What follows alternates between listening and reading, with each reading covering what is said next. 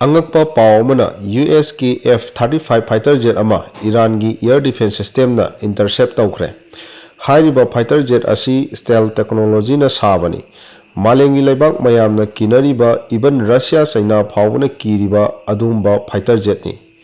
Masigumba fighter jet asi Iran gi nongthakta intercept tawba ngamkhre. Adubu mapung phanadi fighter jet adu thugaiba ngamkhide.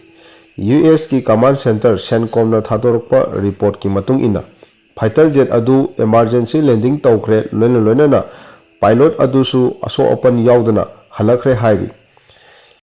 Iran gi Islamic Revolutionary Guard Corps IRGC na thadorokpa report ki matung ina F-35 fighter jet asi Iran gi home ground Majid air defense system isam samna AD-08 air defense system haina khangnaba asina intercept taramba yai natraga SA-67 air defense system asina intercept taramba yai hairi.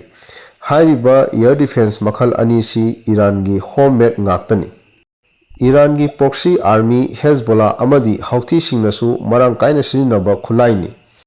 Yamna advance oibusu nataba khulai asina F-35 fighter jet ama intercept tawi kaina hairagadi US ki oina yamna ikai ningai ni.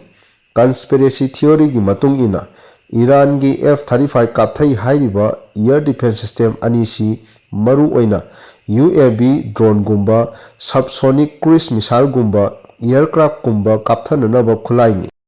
Aduga F-35 ti supersonic speed ta paiba ngambada natana stealth technology su oiribani. Aduna thajaba khitang wali.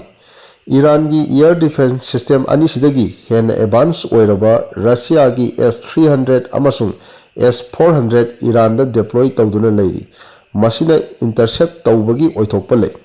Adubu Iran gi IRGC na makhoi gi homemade air defense system na intercept tawi hairibani na haujuk phawbagi oinadi masina summi haiba tabani. Video matek asibu nungaibiragadi like, share amadi subscribe tawsanbiramo matang saidada kainanabagi yathang nijari.